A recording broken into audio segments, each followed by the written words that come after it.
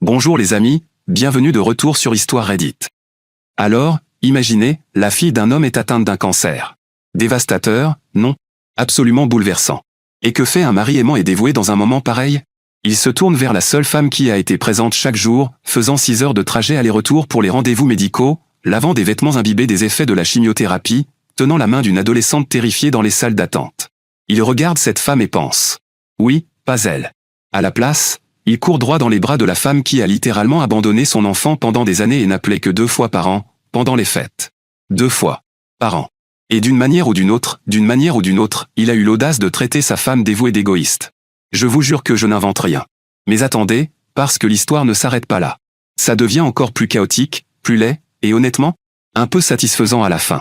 Alors prenez quelque chose à boire et plongeons dans l'histoire. La mère de ma belle-fille est revenue parce que sa fille a un cancer après l'avoir abandonnée, mais elle voulait seulement récupérer mon mari, et nous nous sommes débarrassés du cancer qu'elle représente, elle est mon ex.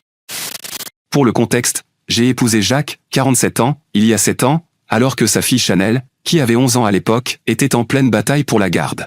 Enfin, pour être honnête, un seul côté se battait vraiment. J'ai 41 ans aujourd'hui. Son ex-femme, Lina, les avait quittés quand Chanel avait 8 ans. Un jour, elle est simplement partie, disant qu'elle ne pouvait pas gérer la situation. Jacques a obtenu la garde complète parce que Lina ne s'est jamais présentée aux audiences. Elle a déménagé à 3 États de distance et appelait Chanel peut-être 2 fois par an, pendant les fêtes. Jacques et moi nous sommes rencontrés au milieu de tout ça. Il élevait Chanel seul tout en gérant une petite entreprise locale. J'aimais la façon dont il parlait de sa fille. Il ne se plaignait pas de Lina et ne montrait pas d'amertume. Il se concentrait simplement sur le fait d'assurer une bonne vie à Chanel. Nous sommes sortis ensemble pendant quelques années avant de nous fiancer. Chanel était réservée avec moi au début, mais elle s'est ouverte après que je l'ai aidée avec quelque chose pour l'école. Après cela, elle a commencé à me demander de venir la chercher à l'école et de l'aider avec ses devoirs. Jacques disait que c'était la première fois qu'elle souriait autant depuis le départ de Lina. 1 an après notre mariage, Chanel m'a dit qu'elle aimerait que je l'adopte. Jacques et moi avions déjà évoqué cette possibilité. Nous avons contacté Lina à son dernier numéro connu. Elle a accepté de renoncer à ses droits parentaux sans même demander pourquoi. Elle a signé les papiers chez un notaire près de chez elle. Jacques a fait 16 heures de route pour obtenir sa signature et est revenu le jour même. Il ne voulait pas passer une seule nuit dans cette ville. L'adoption a été finalisée 4 mois plus tard. Chanel a pleuré lorsque le juge a officialisé l'adoption. Elle m'a serré dans ses bras pendant longtemps dans le couloir du tribunal. 3 ans après notre mariage, j'ai eu notre fils, qui a maintenant 4 ans. Chanel aimait l'idée d'avoir un petit frère. Jacques prenait constamment des photos d'eux ensemble. Tout a changé au printemps dernier, quand Chanel a eu 18 ans. Elle a commencé à être fatiguée en permanence. Au début, nous pensions que c'était parce qu'elle terminait sa dernière année et restait tard pour étudier. Puis les maux de tête ont commencé, durant plusieurs jours. Elle restait allongée dans sa chambre sombre avec un chiffon froid sur le front. Les maux de tête sont devenus si intenses qu'elle a manqué son bal de promo. Jacques est allé chercher la robe qu'elle avait commandée, et elle est restée dans sa housse plastique dans le placard. Son médecin a prescrit des examens après qu'elle se soit évanouie lors d'une répétition de remise de diplôme. Les résultats ont montré des anomalies dans les cellules. D'autres tests ont suivi.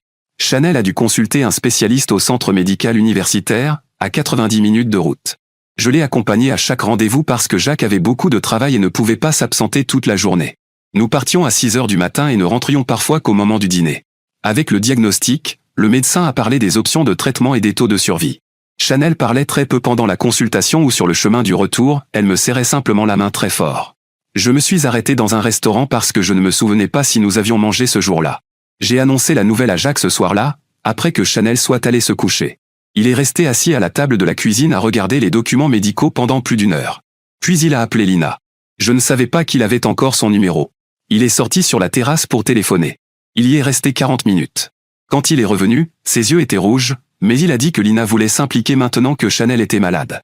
Je lui ai demandé ce que cela signifiait exactement.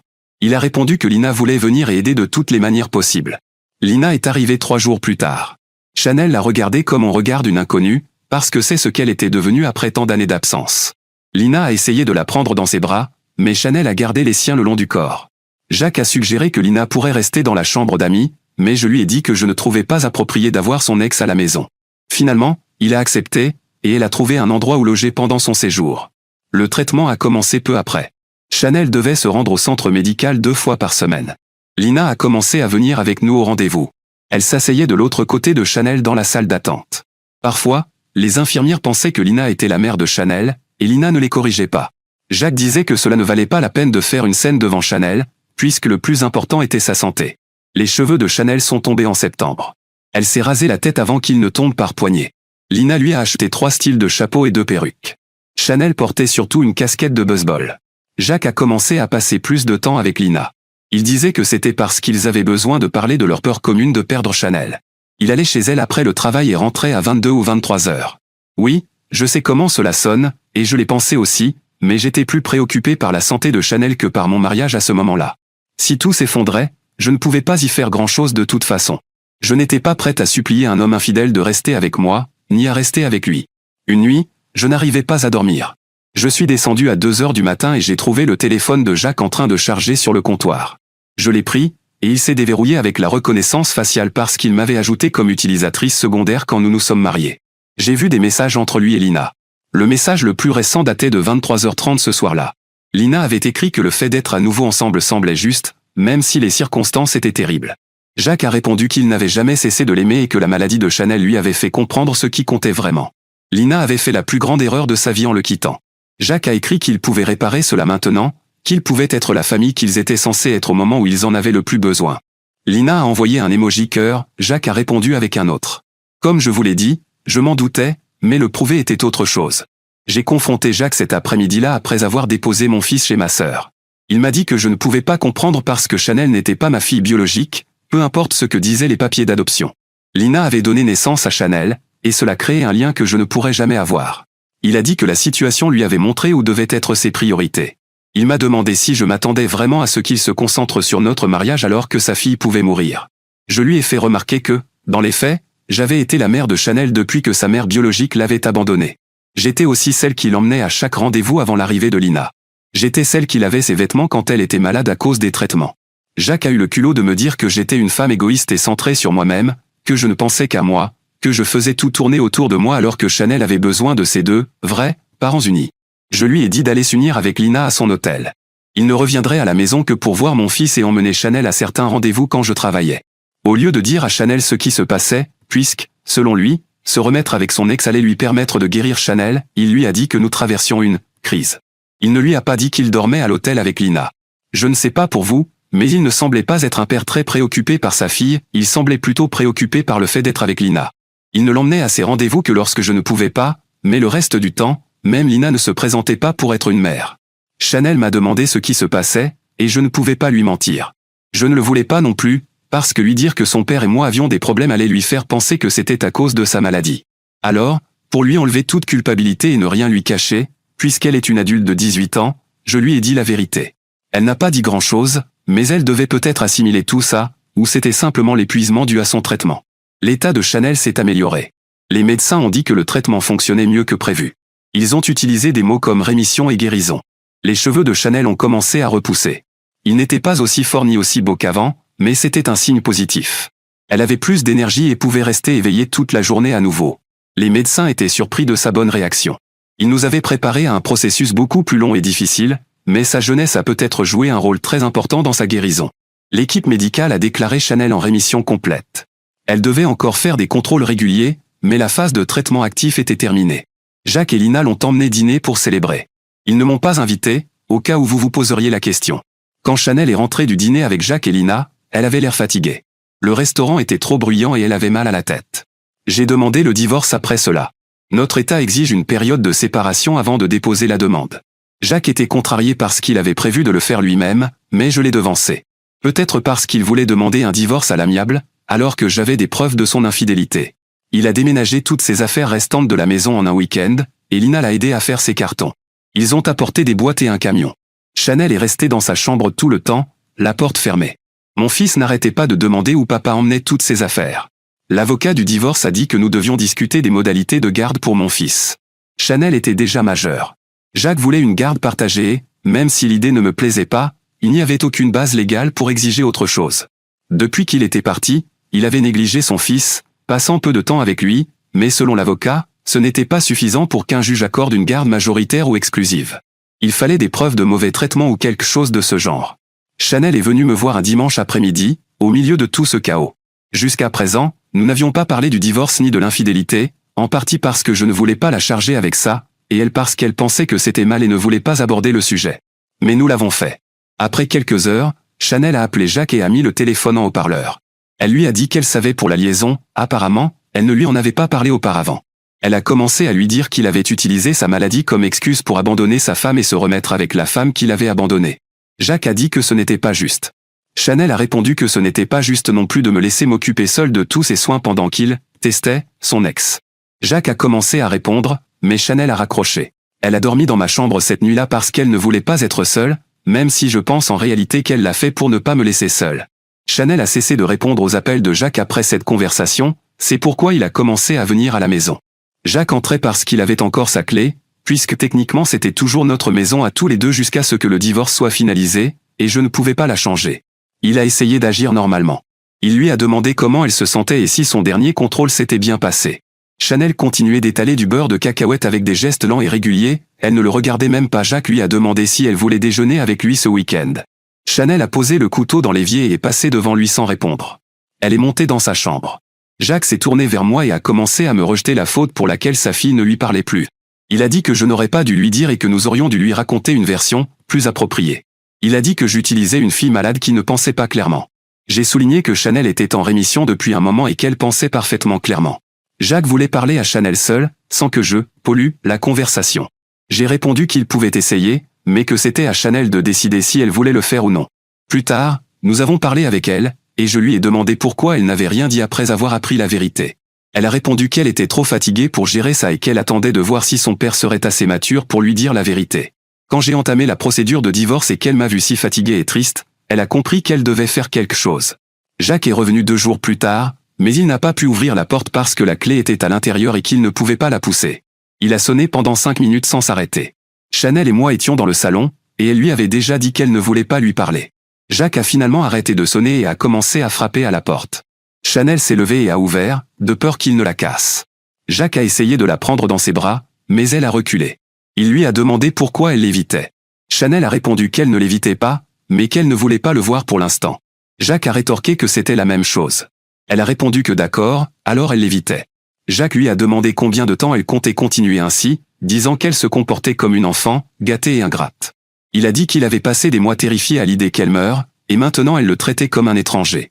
Chanel lui a rappelé que pendant qu'il était terrifié, au lieu de courir vers le lit de ses parents, il était allé dans celui de son ex. Jacques lui a demandé de ne pas lui manquer de respect parce qu'il était son père, sinon, il devrait la punir. Il s'est approché d'une manière étrange, alors j'ai pris un objet que j'avais à proximité et je me suis avancé. Cela l'a fait reculer. Chanel a compris qu'il avait entamé une relation avec son ex-femme pendant que sa vraie mère s'occupait d'elle pendant sa maladie. Jacques s'est dirigé vers Chanel comme pour lui attraper le bras, ce qui m'a fait avancer aussi. Il a reculé à nouveau, m'a traité de mauvaise influence et a dit que je retenais sa fille en otage. J'ai répondu qu'il pouvait appeler la police ou que je pouvais utiliser ce que j'avais dans la main. Heureusement, cela l'a fait partir, parce que c'était un objet de décoration coûteux auquel je tenais. J'aurais été désolé de devoir l'utiliser sur sa tête. Il est parti, mais est resté 10 minutes dans l'allée à regarder la maison avant de monter dans son camion. Mon fils est revenu plus tard et s'est installé sur les genoux de Chanel. Elle l'a tenu pendant qu'il s'endormait assis. Ces derniers mois ont été les plus difficiles de ma vie, mais beaucoup de survivants du cancer dans ce forum le comprendront sûrement. J'ai pensé partager mon histoire et celle de ma fille, tout comme j'ai réussi à me débarrasser du cancer de mon mariage. Mise à jour 1. Le divorce a été finalisé. J'ai décidé de racheter sa part de la maison, en déduisant la compensation que Jacques devait me verser parce que je gagnais plus que lui pendant notre mariage. C'est uniquement grâce à cela que j'ai pu le faire, même si cela a pris une grande partie de mes économies. Maintenant, je dois recommencer à zéro, mais au moins j'ai ma propre maison. Je ne fais pas partie de ceux qui pensent qu'une maison est contaminée par les souvenirs, une maison reste une maison, et je reste ici. Jacques a obtenu la garde partagée de mon fils, je ne sais pas pourquoi, car il ne s'y intéresse pas vraiment. Il lui rend à peine visite ou ne passe presque pas de temps avec lui. Chanel ne voulait pas voir son père, même quand il venait chercher son fils et qu'il l'invitait à les accompagner. En fait, il utilisait notre fils pour la faire culpabiliser en insistant pour qu'elle vienne avec eux. Les rares fois où il l'a fait, qui étaient aussi les rares fois où il passait du temps avec lui, j'ai dû intervenir. Vous l'avez déjà dit dans les commentaires, et je me souviens l'avoir bien expliqué, une infidélité ne suffit pas pour qu'un juge interdise à un père de voir son enfant. Je ne vais pas non plus faire des choses illégales, comme certains l'ont suggéré en m'insultant. Je ne vais pas faire de fausses déclarations, parce que d'abord c'est mal, et ensuite cela peut très vite se retourner contre moi. Vous n'êtes pas plus intelligent parce que vous proposez une idée, astucieuse, ou que vous suggérez de tricher avec le système. Vous ne pouvez pas ensuite vous plaindre que ça ne fonctionne pas quand vous essayez de l'utiliser à votre avantage. Toutes ces idées ne feront que créer plus de problèmes. Lina a quitté Jacques en mai. Chanel l'a appris par une connaissance. Cette personne a dit avoir vu Lina en ville avec un autre homme. On peut donc en déduire que Lina est restée dans la ville et qu'elle est peut-être dans une relation ouverte ou qu'elle a quitté Jacques. Jacques a commencé à m'appeler après ça, donc nous avons la réponse. Il a appelé 5 fois en une seule journée. Je n'ai pas répondu. Je ne peux pas simplement le bloquer, nous avons encore un accord de garde qu'il utilise à peine. Il a laissé un message vocal que j'ai écouté plus tard. Nous faisons tous des erreurs, c'est pour cela que tout le monde mérite une seconde chance. Il a dit que c'était mieux pour tout le monde, autant pour notre fils que pour Chanel. Il a dit que Lina n'avait jamais apprécié ce qu'ils avaient, mais qu'il se rendait maintenant compte que j'étais une bonne mère et une bonne épouse, et que c'est pour cela qu'il ne me trahirait plus jamais, j'avais sa parole. Cette dernière phrase m'a fait arrêter l'écoute en plein milieu du message. S'il y avait quelque chose de plus important après ça, désolé, je l'ai supprimé. Maintenant, nous envisageons de déposer une demande pour modifier l'accord de garde de mon fils, car il ne semble pas intéressé à s'en occuper. Depuis qu'il a quitté la maison, il n'a passé que très peu de temps avec lui. Et au lieu de l'avoir la moitié du temps, comme prévu, il ne l'a pris que pour quelques heures avant de le ramener. Pour dire encore plus, il ne semble pas non plus très préoccupé par Chanel ces derniers temps. Il ne lui a même pas demandé comment se passaient ses derniers contrôles ni comment allait sa santé en général. Je sais qu'il est très probable qu'elle ne lui répondrait pas, mais un père vraiment inquiet l'aurait fait quand même. D'accord, attendez une seconde, c'est moi. Voici la vérité inconfortable. Ce n'est pas rare. C'est en réalité tragiquement courant. Au moment où Lina l'a quitté, soudainement, il s'est souvenu de sa valeur. Soudain, la femme qu'il traitait d'égoïste, celle dont il disait qu'elle ne pourrait jamais avoir un vrai lien avec Chanel, méritait qu'on l'appelle 5 fois avant midi. Il n'a pas eu une révélation. Il a subi un rejet. Et il y a une énorme différence entre ces deux choses, et il faut arrêter de les confondre. Et la partie qui me dérange vraiment, il croyait sincèrement que ce message vocal allait marcher. Il pensait vraiment que, tu es une bonne mère et une bonne épouse, allait rouvrir une porte qu'il avait lui-même réduite en cendres. Ça vous dit tout sur la façon dont il la voyait, non pas comme une personne avec des sentiments et de la dignité, mais comme une option. Une solution de secours. Quelque chose vers lequel revenir quand l'option excitante ne fonctionne pas. Elle a supprimé le message vocal en plein milieu. Et honnêtement, c'était l'acte le plus respectueux envers soi-même dans toute cette histoire jusqu'à présent. Elle savait déjà. Elle n'avait pas besoin d'entendre la suite. Maintenant, retour à l'auteur du post. Mise à jour 2. Nous avons déjà déposé la demande de modification de la garde, et mon avocat et moi sommes très confiants quant à l'obtenir. Je ne sais pas s'il se souciera de se battre pour son fils, mais il est contrarié que je fasse cela. Il m'a envoyé des messages jusqu'à ce que je le bloque, mais voici le résumé. Les textos arrivaient à des heures aléatoires, certains à 6 heures du matin avant que je parte travailler. D'autres à 23 heures. Il écrivait qu'il regrettait sa famille. Il disait vouloir emmener mon fils à des matchs de baseball, ce qu'il n'a jamais fait pendant tout ce temps. Il disait regretter tout ce qui s'était passé avec Lina. Si j'avais suivi certains conseils, pas tous, et inventé quelque chose pour obtenir la garde plus tôt, je serais probablement aujourd'hui dans des ennuis juridiques. Cependant, mon avocat et moi avons attendu, comme beaucoup l'avaient recommandé, car les gens comme mon ex finissent généralement par faire des erreurs, et une opportunité s'est présentée. Bien sûr, nous allons la saisir. Chanel témoignera même en tant qu'adulte sur la négligence de son père envers elle et son frère. Malgré cela, cela ne l'a pas empêché de commencer à appeler depuis différents numéros. Je pense que si Reddit n'existait pas, ce genre d'idée ne viendrait pas aussi facilement à l'esprit des gens. Même si cela nous prépare à certaines situations après avoir lu certaines histoires, c'est aussi un manuel pour des personnes comme mon ex pour faire de mauvaises choses. Je ne dirai pas de quel numéro il appelait, je ne veux pas donner d'idée, mais il n'était pas exactement inconnu. Chanel a commencé à travailler pour économiser et acheter une voiture. Elle n'est pas encore sûre de ce qu'elle veut faire pour ses études, car même si elle a réussi à terminer le lycée, elle ne s'est inscrite dans aucune université. L'argent servira à cela, ainsi qu'à tout aide qu'elle pourra obtenir. Elle travaille dans un endroit avec un parking. Et comme c'est un peu loin de la maison et que les transports en commun ne sont pas bien desservis, je m'occupe de l'emmener ou de venir la chercher l'après-midi. Parfois, quelqu'un d'autre le fait, comme un collègue. Un soir, c'était à mon tour d'aller la chercher et j'attendais dans la voiture. Je ne regardais pas autour de moi au cas où mon ex apparaîtrait, je ne m'y attendais pas non plus. C'est pourquoi je n'ai même pas vu d'où il venait quand tout a commencé. J'ai vu Chanel sortir chargé de quelques cartons, parfois il lui donne des restes de nourriture, et je suis sorti pour l'aider. À ce moment-là, mon ex m'a crié de ne pas intervenir, et c'est là que j'ai réalisé qu'il était là. Il se dirigeait droit vers elle. Il ne semblait pas avoir de bonnes intentions, ou du moins c'est ce que j'ai perçu à travers son attitude. Certains collègues de Chanel, qui ont vu la scène, ont pensé la même chose. J'ai commencé à courir vers eux, mais les collègues sont arrivés avant moi et se sont interposés. Ils ont commencé à se débattre, Mais ils étaient 2 contre 1 et l'ont retenu suffisamment longtemps pour que nous puissions monter dans la voiture. J'ai roulé un peu pour m'éloigner et m'assurer qu'il ne nous suivait pas, puis je me suis arrêté pour lui demander ce qu'elle voulait faire. Finalement, nous avons décidé d'aller à la police pour demander une ordonnance d'éloignement ou quelque chose de similaire. Mais la police a dit que ce n'était pas suffisant, même si nous avions les caméras de sécurité, ce qui est utile pour le dossier de garde de mon fils. Mais son comportement ne s'est pas amélioré, il s'est considérablement aggravé. Il venait à la maison et restait dehors à attendre. J'ai dû demander de l'aide à un voisin pour pouvoir aller jusqu'à ma voiture au cas où il déciderait de me faire du mal. Appeler la police était inutile, car lorsqu'ils arrivaient, Jacques leur disait qu'il était simplement garé là et qu'il ne faisait rien de mal. La police lui demandait de partir, et c'était tout. En fait, il mettait de plus en plus de temps à arriver, comme s'il savait ce qui se passait et avait cessé de prioriser la situation. C'est pourquoi j'ai reçu l'aide de quelques voisins qui connaissaient Jacques d'avant et qui, après avoir vu ce qui se passait avec la police, ont décidé d'intervenir. L'un d'eux, un vétéran, sortait pour m'escorter avec son arme et s'assurait que Jacques ne me suivait pas, parce que nous savons déjà ce que ferait la police. Nous avons également installé des caméras, et après un certain temps où mon ex était filmé, nous sommes retournés voir la police. Leur réponse ?